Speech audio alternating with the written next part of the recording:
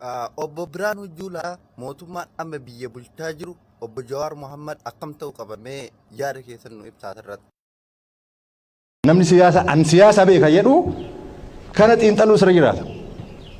Mootummaa diklaayin godheef mootummaa ol ka'aa jiru qixxee jissu. Okay, obbo Biraanuu Abiyyoo akkamitti kufuu danda'ama asirratti?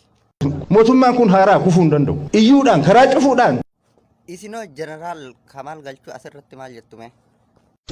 Waamicha galgala tokkootiin uummata kaasne mootummaa kana dhiiga dhaabuu dandeenya.